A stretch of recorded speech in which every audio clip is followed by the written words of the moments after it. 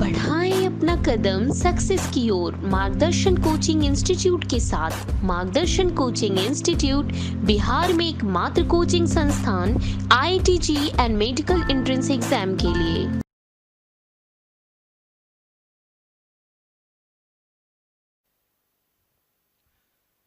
हाँ, तो तुम लोग को पढ़ा रहे थे synthesising of the gene product. उसमें बतलाए थे कि ये जो जीन प्रोडक्ट है उसको लार्ज क्वांटिटी में प्राप्त करना है, और जीन प्रोडक्ट प्रोटीन भी हैं, एंजाइम्स भी हैं। इसका एक सिंपल समझो, जैसे प्रोटीन हम बार बार बोले, आपको लिखा है be recombinant protein the if protein encoded gene expressed in the heterologous host, it is called recombinant protein.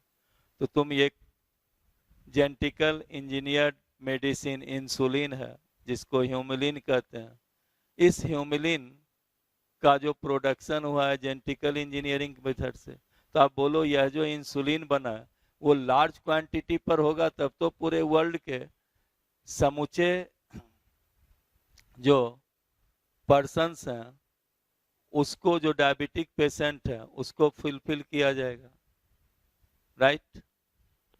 तो यही चीज है, जैसे वैक्सीन भी बनेगा तो वो भी क्या होना चाहिए, लार्ज क्वांटिटी पर होना चाहिए, राइट।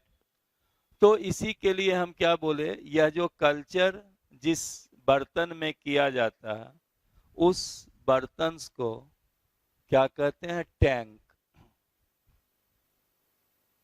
टैंक या उसी का दूसरा नाम है रिएक्टर, या इसी को हम क्या कहते हैं, फर्मेंटर। टैंक, रिएक्टर और फर्मेंटर, समझे। तो यह टैंक, रिएक्टर या फर्मेंटर क्या होता है, provide optimal growth condition for culturing the host cells in large quantity।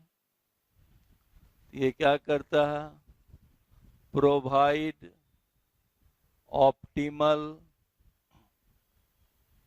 Growth condition for culturing of host cell. तो ये जो ऑप्टिमल ग्रोथ कंडीशन कैसे प्रोवाइड करता है, it provides optimum pH, temperature, right, substrate,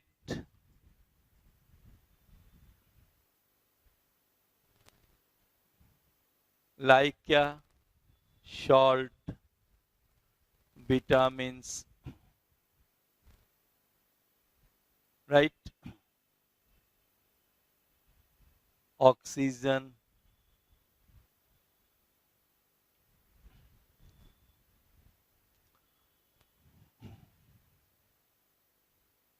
इस तरह से ये पीएच को, टेम्परेचर्स को, न्यूट्रिएंट को, इसी न्यूट्रिएंट में क्या हुआ, साल्ट, विटामिन्स, राइट, ऑक्सीजन्स को प्रोवाइड करता है, जिसके कारण जो होस्ट सेल्स हैं उसका ऑप्टिमल ग्रोथ, एक्सपोनेंशियल ग्रोथ संभव होता। एक चीज समझे। अब यह जो टैंक है या जो रिएक्टर्स हैं, यह रिएक्टर दो तरह की होती हैं।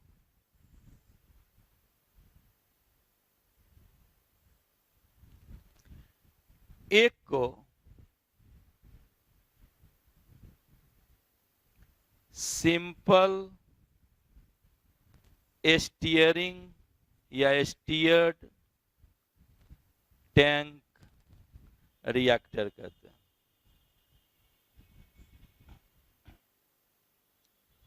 और दूसरे को एस्पार्ज्ड स्टीयर्ड टैंक रिएक्टर कहते हैं।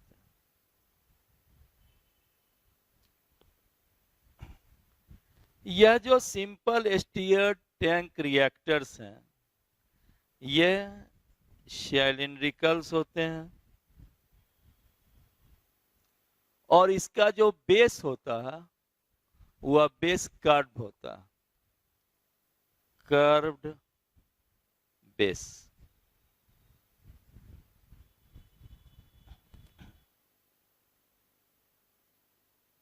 राइट। और ये क्या करता है, प्रोवाइडिंग स्टीयरिंग या mixing of the nutrient. Nutrient का हमेशा मिक्सिंग स्टीयरिंग करता रहता है। It provides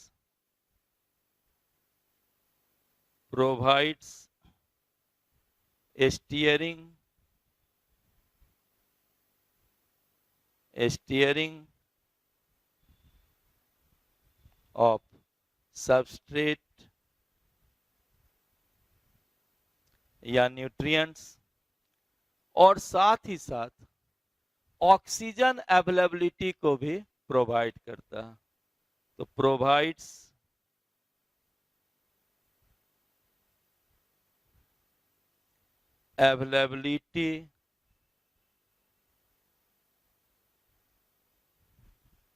availability of oxygen। Right. और यह जो एस्पार्ज स्टीयरर टैंक रिएक्टर होते हैं, इसमें क्या करता है, जो बबल्स हैं उसको ये छोटे छोटे बबल्स में तोड़ देता है, जिसके कारण ऑक्सीजन सरफेस एरिया ज्यादा बढ़ जाती है। ये दोनों सेम है, लेकिन इसमें एयर बबल्स और छोटा हो जाता है, जिसके कारण ऑक्सीजन सरफेस एरिया इंक्रीज कर जाते हैं। एस्पार्ज स्टीयर टैंक रिएक्टर क्या होते हैं, एस्पार्जिंग ऑफ, एस्पार्ज का अर्थ क्या हुआ, it breaks air bubbles into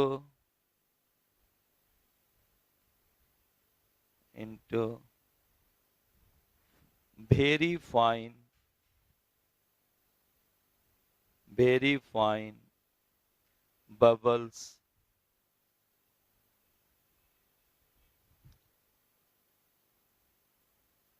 fine bubbles that increase oxygen surface area more। तो generally a simple stirred tank reactor या एस्पार्ज स्टायरर टैंक रिएक्टर का यूज करते हैं। राइट। और ये जो रिएक्टर या फर्मेंटर होते हैं, इसका वॉल्यूम जो है करीब 100 लीटर से 1000 लीटर हो सकता है। 100 लीटर टू 1000 लीटर होते हैं। Right.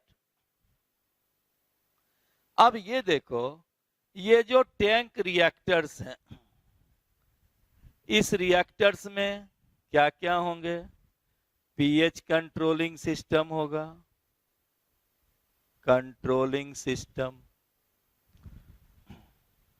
Temperature controlling system, oxygen delivery system,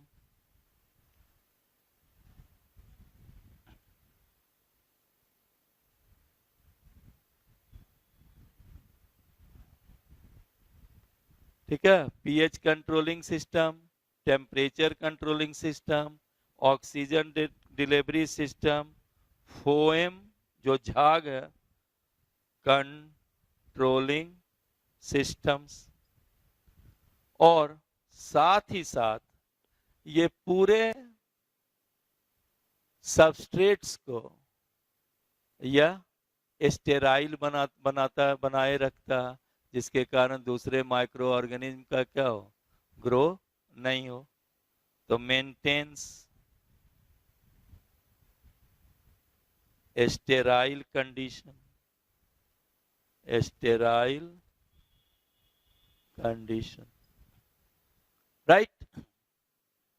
तो ये जो एनसीईआरटी में जो बेसिक इसका दिए हुए है, उसी के आधार पर हम आपको टैंक, रिएक्टर या फर्मेंटर को समझाए। अब ये देखो कि इसको हम फर्मेंटर क्यों कहते हैं। यहां पर जो प्रोसेस है रिएक्टर्स में, वह प्रोसेस क्या है, fermentation. The process carried in reactor is called fermentation।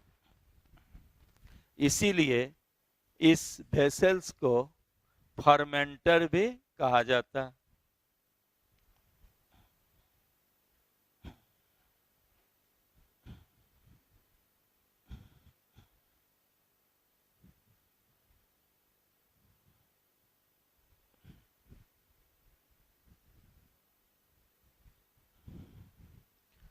अब अगर हम फर्मेंटेशन की बात करें, तो जैसे हम फर्मेंटेशन बोले होंगे तो आपके मन में आ गया होगा कि फर्मेंटेशन का अर्थ क्या हुआ।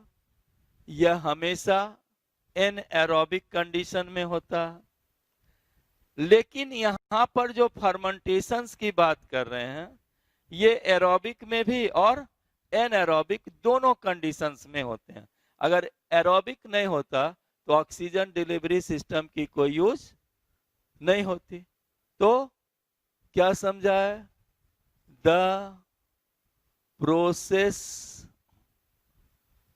Carried on fermenter called fermentation। लेकिन यह फर्मेंटेशन क्या होगा, एरोबिक भी हो सकता है और एनएरोबिक भी हो सकते हैं। मे बी एरोबिक और एनएरोबिक।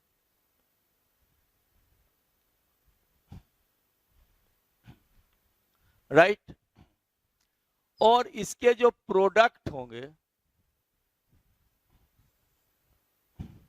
प्रोडक्ट क्या होगा, या तो सेल होंगे,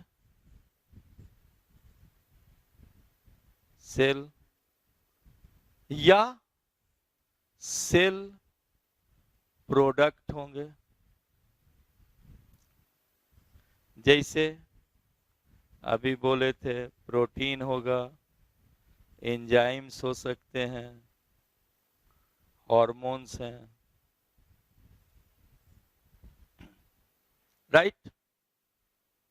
अब एनसीईआरटी में एक फर्मेंटेशन के मेथड का यूज किया है और उसमें दिया हुआ है कंटिन्यूअस फर्मेंटेशन, राइट। तो उसी को हम आपको समझाने जा रहे हैं। तो यह जो बायोरिएक्टर में जो ये जो फर्मेंटेशन प्रोसेस होता है, जिसके कारण काफी अधिक परिमाण में होस्ट सेल्स का क्लोनिंग होता है या उसके प्रोडक्ट प्राप्त होते हैं, वह फर्मेंटेशन रियल में 3 तरह का होता है। जो एनसीईआरटी में एक टर्म को यूज किया है, तो हम यहां पर आपको लिख रहे हैं, fermentation in fermenter, in fermenter, या इसी को क्या कहते हो, रिएक्टर।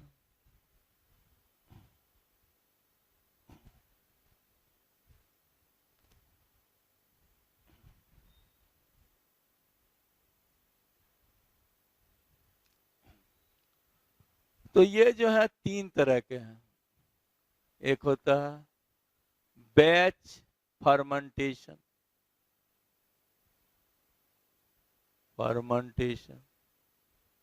दूसरा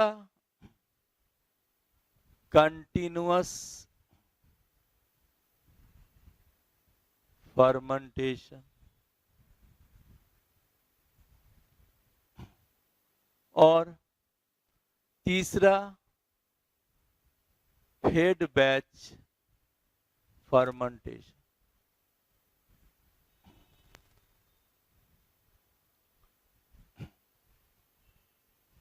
अब यह बैच फर्मेंटेशन समझो कि बैच फर्मेंटेशन कहता है कि अगर मान लीजिए ये फर्मेंटर्स हैं, ये वेसल्स हैं, राइट, इसमें सब न्यूट्रिएंट्स हम डाल दिए, सबस्ट्रेट डाल दिए और फर्मेंटेशन प्रोसेस स्टार्ट हो गया। तो जब फर्मेंटेशन प्रोसेस इसमें स्टार्ट हो गया, यानी प्रोसेस इसमें सेल का ग्रो या सेल एक्टिविटी स्टार्ट हो गई, तो अब इसके बाद कोई चेंज नहीं किया जाएगा, यानी बाहर से एक्स्ट्रा न्यूट्रिएंट को अब इसमें दिया नहीं जाएगा। और जब पूरी तरह से प्रोडक्ट बन जाता है तब उस प्रोडक्ट को हटा लेते हैं, माइक्रो ऑर्गेनिज्म को हटा दिया जाता है, टैंक को साफ कर दिया जाता है और फिर से नया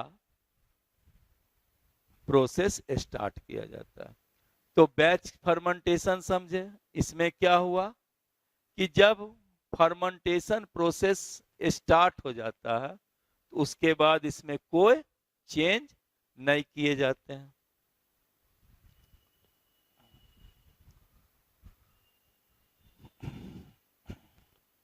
तो फर्स्ट क्या हुआ, no change, no change is done after starting of fermentation,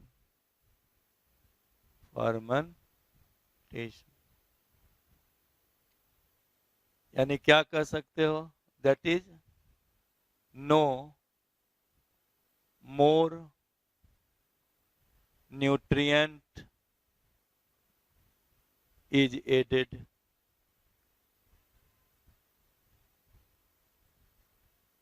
right.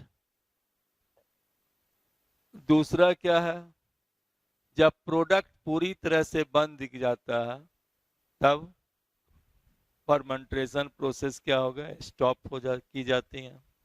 After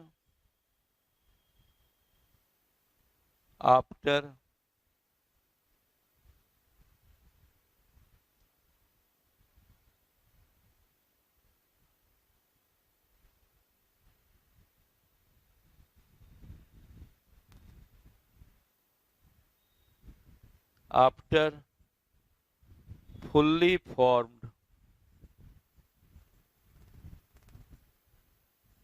production of product process is stopped,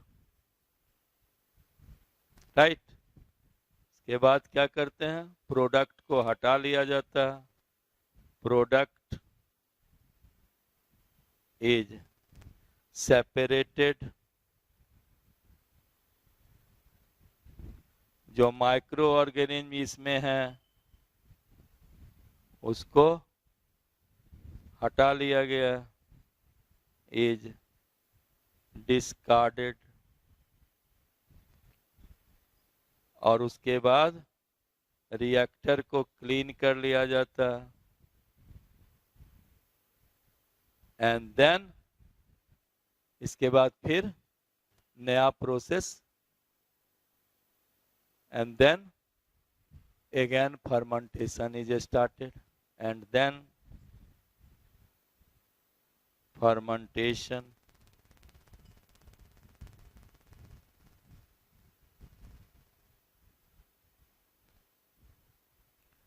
is again,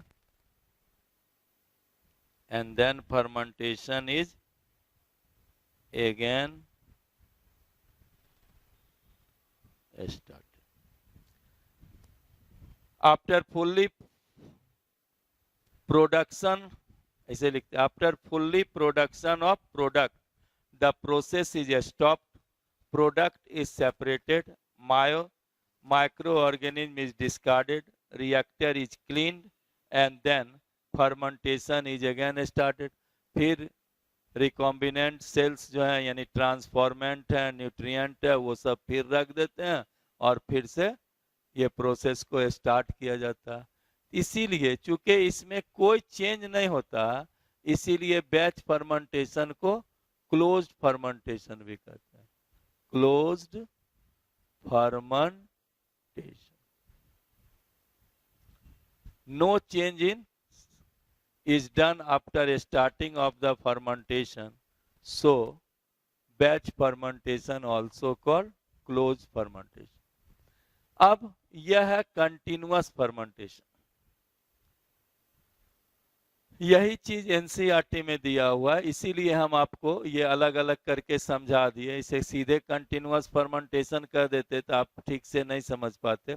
अब कंटिन्यूअस फर्मेंटेशन में समझो कि मान लो यह न्यूट्रिएंट, इसमें क्या करते हैं कि जो यूज्ड मीडियम है यानी जो यूज्ड प्रोडक्ट है या यूज्ड न्यूट्रिएंट है, उसको क्या होंगे, एक तरफ से निकाल लिया जाता है, ठीक है, और दूसरी तरफ से फिर क्या है, फ्रेश न्यूट्रिएंट को इसमें कंटिन्यूअसली सप्लाई करते हैं। इसका कारण क्या होता है, इसका उद्देश्य क्या है, in order to make the cells, I mean to see recombinant cells in their physiological condition into the exponential या लॉग फेज, यानी उनकी जो फिजियोलॉजिकल एक्टिविटी हो सेल्स की, वो क्या हो, अपने चरम पर हो, एक्सपोनेंशियल कंडीशन में हो। और जब क्या नाम है, रिकॉम्बिनेंट सेल्स का फिजियोलॉजिकल एक्टिविटी काफी चरम पर हो, एक्सपोनेंशियल हो, तो नेचुरली क्या होगा, इस सिस्टम से प्रोडक्ट भी क्या होंगे, बहुत बड़े पैमाने पर प्राप्त होगा, राइट। तो कंटिन्यूअस फर्मेंटेशंस में क्या होते हैं, लार्ज अमाउंट में प्रोडक्ट प्राप्त होते हैं। और इसकी खासियत क्या है कि एक तरफ से यूज्ड मीडियम या न्यूट्रिएंट को हटाया जाता है और दूसरे तरफ से फ्रेश मीडियम को डाला जाता है, राइट। जिसके कारण क्या होता है कि सेल्स जो है अपने फिजियोलॉजिकल स्टेट में एक्सपोनेंशियल कंडीशन में आ जाते हैं, जिसके कारण क्या होगा, काफी अधिक पैमाने पर प्रोडक्ट का फॉर्मेशन होता है। तो लिख दें,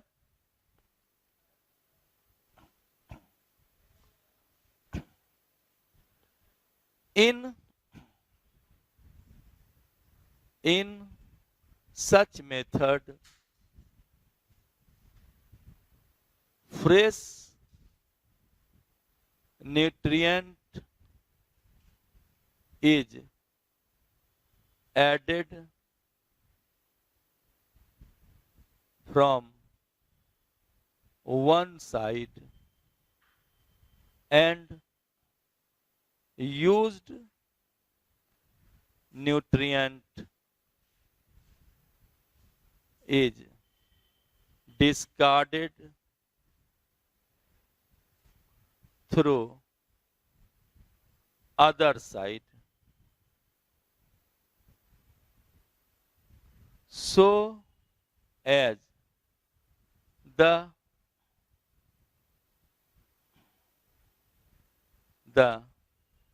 transformant cells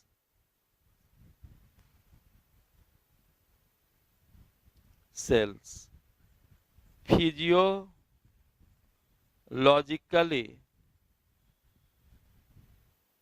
attends the exponential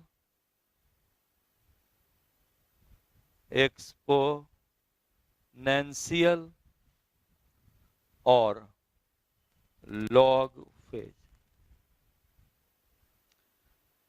Right? In such method, fresh nutrient is added from one side and used nutrient is discarded through other side so as the transformant cells physiologically physiologically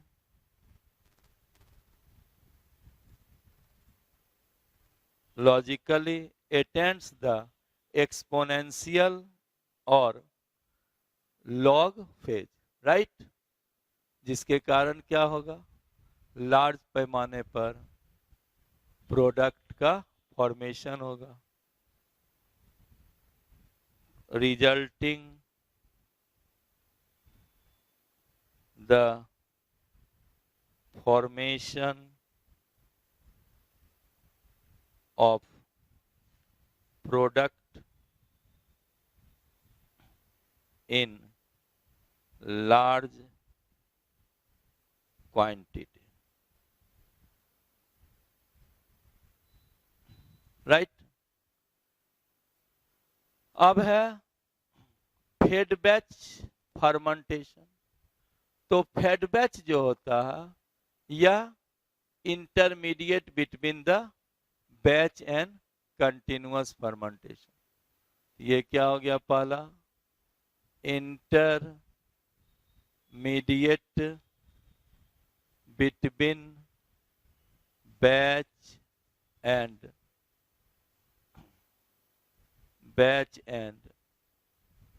continuous fermentation.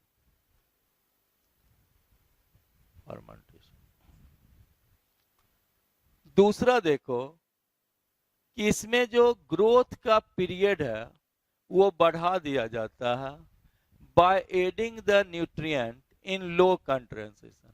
इसमें थोड़ा थोड़ा amount में nutrient के concentration को, थोड़े थोड़े amount में nutrient को ऐड किया जाता है। In fed fermentation, in it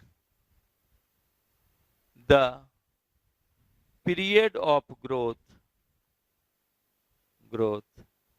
is extended by adding nutrient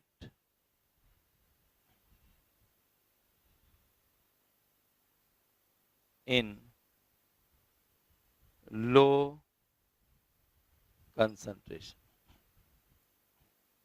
Is in this period, in it, the period of growth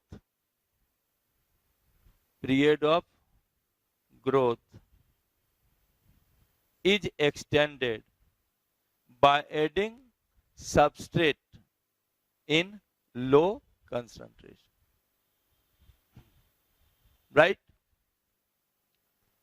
तो यह जो फेड बैच फर्मेंटेशंस हैं, इसी का यूज जो है, इसका यूज जो है बेकिंग इंडस्ट्री में ईस्ट प्रोडक्शन में किया जाता है, या जो एंटीबायोटिक्स हैं, जो पेनिसिलिन है, उसका भी प्रोडक्शन किसके द्वारा करते हैं, फेड बैच फर्मेंटेशन से। बहुत इंपॉर्टेंट है, yeast production in baking industry by fed batch fermentation, या penicillin production also occurred by fed batch fermentation। यहाँ लिख दें ईस्ट एग्जाम्पल्स, इसका लिख दिया है example east production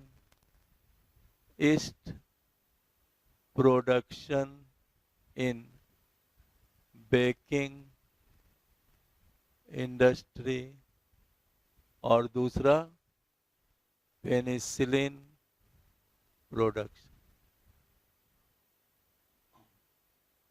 penicillin production, right. तो अब आपको हम तीनों तरह का फर्मेंटेशन समझाए, कंटिन्यूअस भी समझे, बैच फर्मेंटेशन भी क्या हुआ, और फेड बैच फर्मेंटेशन। और ये क्वेश्चंस भी पूछा जाता है, इसी का यूज किसमें है, ईस्ट प्रोडक्शंस में और पेनिसिलिन प्रोडक्शंस में, राइट। अब नेक्स्ट लिखाए होंगे प्रोसेस ऑफ जेनेटिक इंजीनियरिंग में प्यूरिफिकेशंस ऑफ द जीन प्रोडक्ट। तो नेक्स्ट लिख रहे हैं आप purification of the gene product.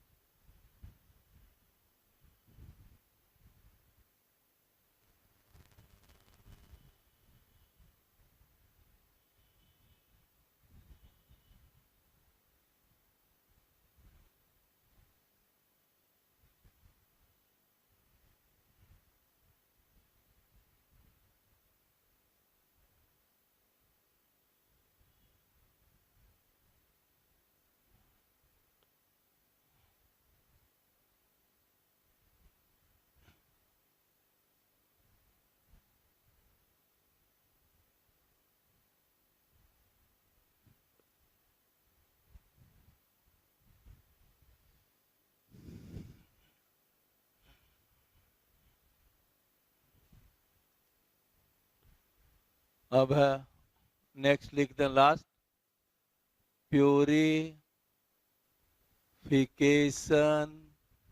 Of gene product, purification of gene product. तो यह जो जीन प्रोडक्ट जो बना, इसको अब लास्ट उद्देश्य क्या होगा, इसको मार्केट में भेजा जाए। जैसे अभी कोरोना का वैक्सीन बनेगा, अल्टीमेटली क्या होगा, मार्केट में आना चाहिए। तो मार्केट में आने से पहले जो यह प्रोडक्ट है, it has to undergo processing. इसमें क्या होता है, इसको प्रोसेस करते हैं, प्रोसेसिंग में रखते हैं। और यह प्रोसेसिंग क्या है, it involves separation and purifications of the product, right, and this is called as down streaming process, right. तो जिन प्रोडक्ट के सेपरेशन को या उसके प्यूरिफिकेशंस को हम क्या कहते हैं, डाउन स्ट्रीमिंग प्रोसेस, राइट। जो एनसीईआरटी में है, ये इंपॉर्टेंट भी है। तो डाउन स्ट्रीमिंग समझ गए, मार्केट में प्रोडक्ट को लाने से पहले उसमें प्रोसेसिंग किया जाता है। उस प्रोसेसिंग का उद्देश्य क्या है, प्रोडक्ट का अलग करना, उसके प्योरिटी को अलग करना, सॉरी उसमें जो इम्प्योरिटी है उसको अलग कर देना। तो इस तरह से separation and purification of product, it is called down streaming process. लिख दा ये इसी ढंग का सेंटेंस एनसीईआरटी में है दिया हुआ। Before marketing the product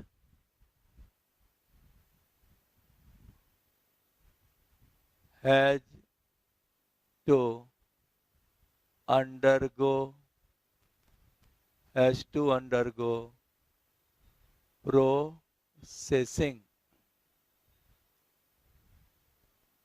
processing that includes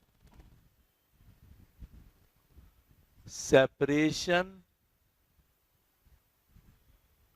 and purification of product, right? इसी को separation and purification of product is called down streaming process, right? यानी मार्केटिंग से पहले प्रोडक्ट के सेपरेशन और प्यूरिफिकेशन को क्या कहते हैं? Down stream processing. बस क्या हुआ? The separation and purification of product is called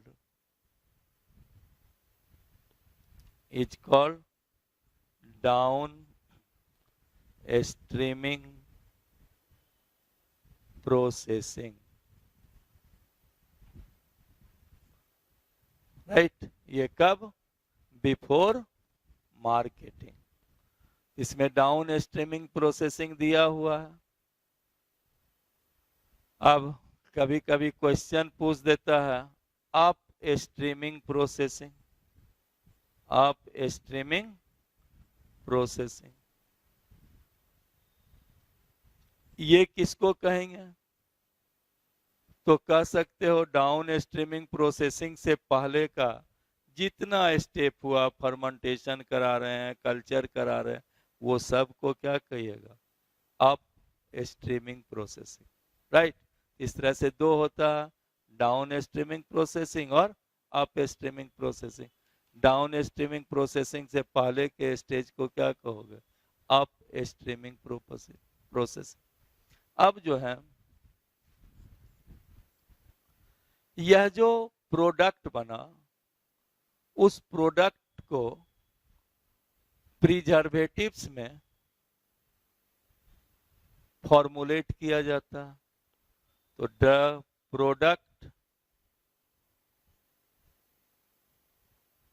is formulated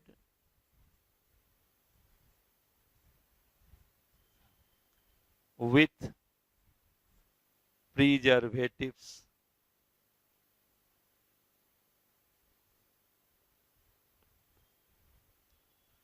तो ये जो फॉर्मुलेशंस हैं,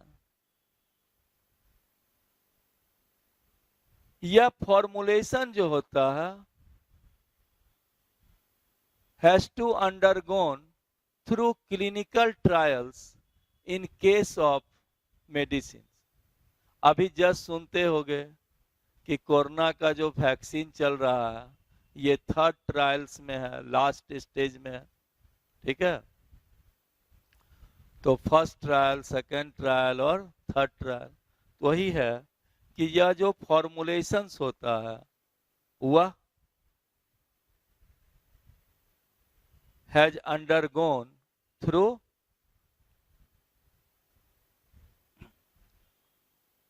through clinical trials in case of medicine. Formulation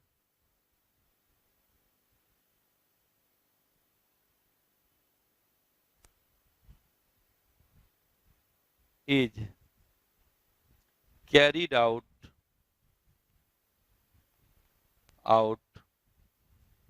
through clinical trials in case of medicine.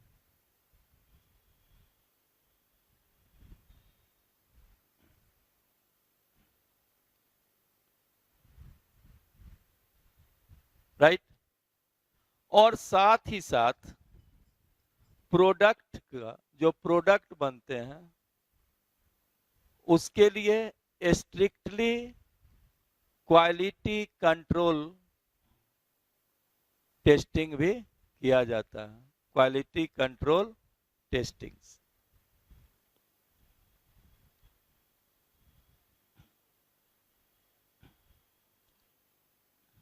इसी में लिख दें।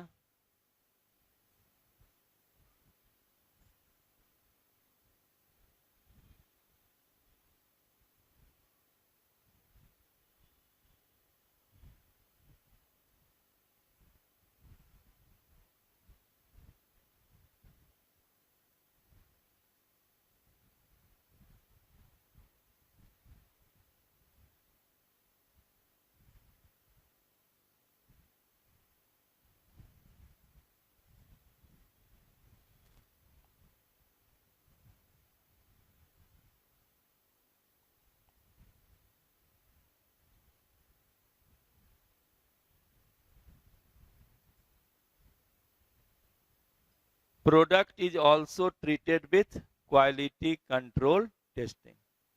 ठीक है, इसकी कितनी जो प्रोडक्ट बना उसकी कितनी पोटेंशियलिटी है, कितना परसेंट सक्सेस रेट है। अब वैक्सीन ही बनता है तो देखा जाता है कि उसका सक्सेस रेट 60-70% है कि 80% है कि 30% है। राइट? तो इस तरह से product is also treated with quality control testing. Right? Her product का क्वालिटी कंट्रोलिंग टेस्टिंग क्या होंगे, अलग अलग होंगे। राइट? तो इस तरह से बायो टेक्नोलॉजी में या जेनेटिक इंजीनियरिंग के द्वारा हमको प्रोडक्ट प्राप्त हो जाती हैं और वह प्रोडक्ट क्या होगा, बोलो, रिकॉम्बिनेंट प्रोडक्ट हुआ और यही प्रोडक्ट का हम यूज करते हैं। समझे? इस तरह से बायोटेक्नोलॉजी या जेनेटिक इंजीनियरिंग का टोटल हम प्रोसेस आपको बतलाए। जैसे अभी हम आपको बोल दिए कि यह प्रोडक्ट बन गया जिसका हम यूज करते हैं। अब आपके मन में आया होगा कि इसका यूज क्या करते हैं। अभी तो एप्लीकेशन नहीं पढ़ा है। इसका यूज एंटीबायोटिक्स के रूप में भी, इसका यूज एंटीबायोटिक्स है तो मेडिसिन के रूप में भी होता है। इसका यूज हम एग्रीकल्चर में भी करते हैं। इसका यूज हम डिजीज रिकवरी में भी करते हैं। तो बायोटेक्नोलॉजी के बाद लास्ट चैप्टर्स है एप्लीकेशन ऑफ बायोटेक्नोलॉजी या sorry application of genetic engineering. Right? तो अब हम समझते हैं कि आप लोग जेनेटिक इंजीनियरिंग का प्रोसेस कंप्लीट समझ गए होंगे। राइट? और अब अगर हम सीक्वेंस में ये आपको समझा दें कि जेनेटिक इंजीनियरिंग है क्या। राइट? सपोज करो कि हमारे बॉडी में इंसुलिन बनता। राइट? यह इंसुलिन के लिए भी कोई जीन होगा और वह जीन किसी क्रोमोजोम पर होंगे। राइट? तो यह जो इंसुलिन है वह एक 11th उसकी जो जीन है वो हम लोग के 11th क्रोमोजोम्स में सिचुएटेड होते हैं। अब तुम जानते हो कि अधिकांश मनुष्य आजकल डायबिटिक डिजीज से अफेक्टेड हो जाते हैं। तो इंसुलिन और उस डिजीज के ट्रीटमेंट के लिए क्या चाहिए, इंसुलिन। इंसुलिन का प्रोडक्शन हो तो वह प्रोडक्शन किस आधार पर हुआ है, जेनेटिक इंजीनियरिंग के द्वारा। तो उस जीन को जो एक 11th क्रोमोजोम्स पर है, अगर उस जीन को हम प्राप्त कर लें या उस जीन को आर्टिफिशियली प्राप्त कर लिया गया, बना लिया गया, तो यही क्या हो गया, डिजायर्ड जीन। या एलियन जीन, राइट। अब इस एलियन जीन को तो जो प्राप्त करोगे तुम, फिर वही प्रोसेस, सेल को रप्चर करोगे, फिर साइटोप्लाज्म में प्रोटीन को हटाओगे, आरएनए को हटाओगे, तब उससे क्या होगा, तुमको डीएनए मिलेगा। डीएनए के लिए क्या करते हैं, चिल्ड इथाइल अल्कोहल डालते हैं, जो समझाएं, डीएनए प्राप्त हो जाएगा। तो डीएनए तो बड़ा है, अब एक्यूरेट जीन डालना है, तो जीन को क्या करोगे, रेस्ट्रिक्शन एंडोन्यूक्लिएज एंजाइम से डीएनए को कट किया जाएगा। उसके बाद उसको जेल इलेक्ट्रोफोरेसिस में फ्रेगमेंट को सेपरेट कर लिए। जो जीन, जो इंसुलिन रिलेटेड जीन है, अब उनको सेपरेट कर लेंगे, राइट। अब या तुम आर्टिफिशियली भी कह दें कि तुम वो जीन बना सकते हो। अब तुम जानते हो कि इंसुलिन के जो जीन है, उस जीन को, ये तो एलियन जीन हो गया, अब इसको हम मान लीजिए किसी वेक्टर में डाल दिए। सपोज करो वेक्टर ले लिए PBR 322, उसमें इसको जोड़ दिए, हुआ PBR 322 क्या हो गया, रिकॉम्बिनेंट। अब उसको हम इकोलाई बैक्टीरिया में रख दिए, ठीक है। इकोलाई बैक्टीरिया प्रोपेगेट करेगा, मल्टीप्लाई करेगा, तो क्या होगा, जो जीन है वो भी क्या होंगे, इंसुलिन जीन, वो भी रेप्लिकेट करेगा। तो हमको लार्ज अमाउंट पर इंसुलिन बनाना है, उसको क्या करेंगे, टैंक रिएक्टर्स में जो बतलाए हैं, बायोफर्मेंटर में उसको रखेंगे, किसको, इकोलाई बैक्टीरिया का। इकोलाई बैक्टीरिया से बहुत बड़े पैमाने पर इंसुलिन प्रोटीन या इंसुलिन रिलीज होंगे। उस इंसुलिन जब रिलीज हो गया, अब जैसे हम बोले कि PBR 322 में एलियन डीएनए को रख दिए और उसको इकोलाई बैक्टीरिया में इंसर्ट कराया, ये कौन सा प्रोसेस हो गया, ट्रांसफॉर्मेशन। अब तुम, चूंकि हम यहाँ वेक्टर का यूज किए हैं, तो इस वेक्टर का यूज किए हैं, तो यह कौन सा हुआ, डायरेक्ट मेथड की इनडायरेक्ट मेथड, इनडायरेक्ट मेथड। तो तुम जानते हो कि इनडायरेक्ट मेथड में जब हम रिकॉम्बिनेंट डीएनए को होस्ट सेल में इन कराते हैं, तो चूंकि डीएनए हाइड्रोफिलिक नेचर का होता है, इसलिए यह डीएनए उसमें क्या होगा, इन नहीं करेगा। तो उसके लिए फिर हम क्या करेंगे, बोलो, उसको कैल्शियम क्लोराइड डालेंगे, जो आपको समझाया है, फिर उसको आइस पर रखेंगे, फिर हीट शॉक देंगे, राइट। फिर आइस पर रखेंगे, अल्टीमेटली इकोलाई क्या होगा, बैक्टीरिया, उस रिकॉम्बिनेंट जो डीएनए है उसको रिसीव कर लेगा। इसी का हम कल्चर करा देंगे। कल्चर कराएंगे तो बहुत बड़े पैमाने पर इकोलाई का मल्टीप्लिकेशन होगा, और जिसके कारण क्या होगा, इंसुलिन रिलीज होंगे। उस इंसुलिन को डाउन स्ट्रीमिंग प्रोसेस के द्वारा क्या होगा, बोलो, सेपरेट कर लेंगे। सेपरेट करने के बाद उसका क्लिनिकल ट्रायल्स होते हैं। जनरली जो फर्स्ट क्लिनिकल ट्रायल्स होते हैं वो रैट पर किया जाता है, उसके बाद फिर सेकेंड और थर्ड ट्रायल्स किया जाएगा, देखा जाएगा ह्यूमंस पर, पहले छोटे छोटे एरिया में, उसके बाद लार्ज एरिया में ह्यूमंस पर। उसका टेस्ट किया जाता है कि क्या यह रियल में डायबिटिक कंडीशन को कम करता है या नहीं। अगर सक्सेस रेट 60% से ज्यादा हुआ, जो बोले स्ट्रिक्ट क्वालिटी कंट्रोल, इसको रियल में पोटेंट इंसुलिन माना गया, राइट। और अब इसको हम मार्केट में सप्लाई कर देते हैं, समझ गए। तो यही प्रोसेस है जेनेटिक इंजीनियरिंग का। अब अभी तो हम आपको ऐसे बतला दिए कि इंसुलिन, लेकिन तुम तो जानते हो कि इंसुलिन जो है वह प्रो इंसुलिन 3 चेन का बना होता है, A polypeptide chain, B polypeptide chain और सी पॉलीपेप्टाइड चेन। लेकिन जो क्या कहते हो, इंसुलिन है वह केवल 2 पॉलीपेप्टाइड चेन का बना होगा, ए और बी।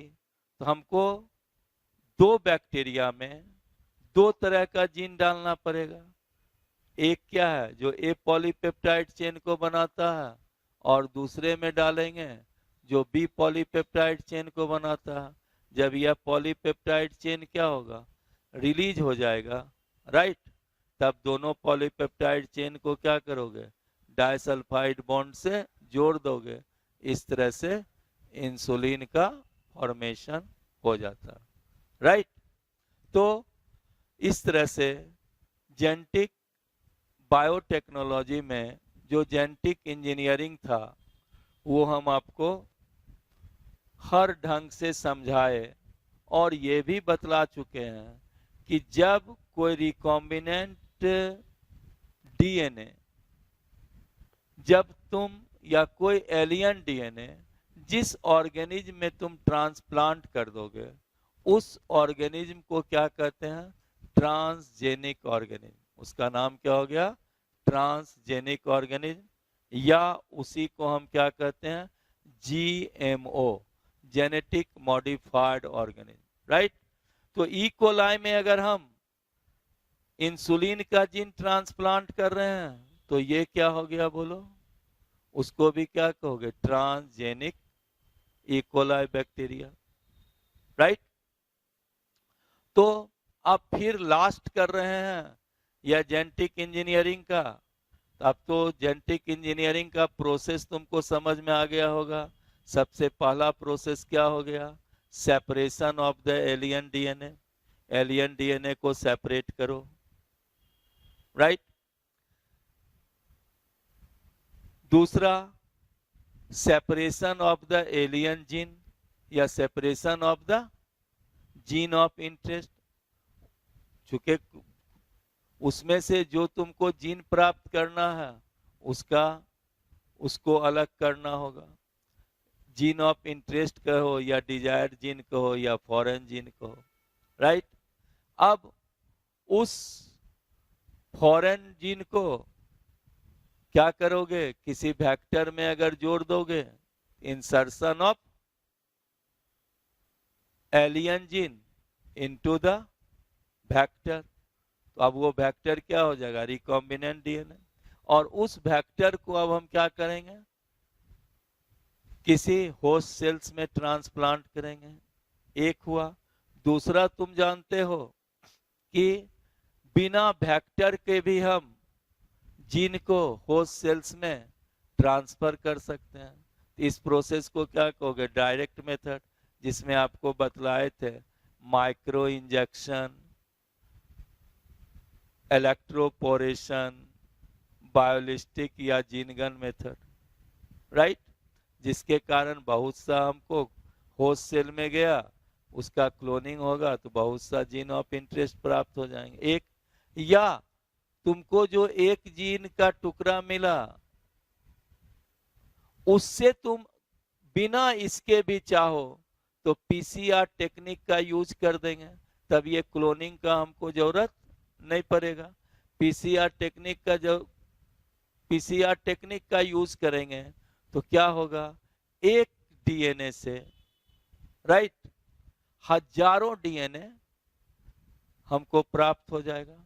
लेकिन प्रोडक्ट बनाने के लिए तो फिर तुमको क्या है, उस डीएनए को भी क्या है, किसी होस्ट सेल में ही देना पड़ेगा। समझ गए। इस तरह से पीसीआर टेक्निक का यूज करेंगे तो डायरेक्ट एक डीएनए से क्या होगा, पढ़ाए थे 30 साइकिल्स में ही क्या होंगे, 1 बिलियन डीएनए का फॉर्मेशन हो जाता है, क्लियर। उसके बाद तो अब जो ट्रांसफॉर्मेंट सेल्स हैं उसका फर्मेंटर में कल्चर कर दोगे, कल्चर करने के बाद जो प्रोडक्ट बनेगा उसको डाउन स्ट्रीमिंग प्रोसेसिंग कीजिएगा, उसका फिर क्लिनिकल ट्रायल्स होंगे, उसके बाद क्वालिटी कंट्रोलिंग टेस्टिंग्स कराया जाएगा और मार्केटिंग में भेज दिया जाएगा। तो यह चैप्टर कंप्लीट हो गया। अब जस्ट इसके बाद हम आपको पढ़ाएंगे एप्लीकेशन ऑफ बायोटेक्नोलॉजी। राइट, यहीं पर अब हम इसको कंप्लीट कर रहे हैं और जस्ट अब हम आपको नेक्स्ट क्लास में अभी एप्लीकेशन ऑफ बायोटेक्नोलॉजी पढ़ाएंगे। ओके।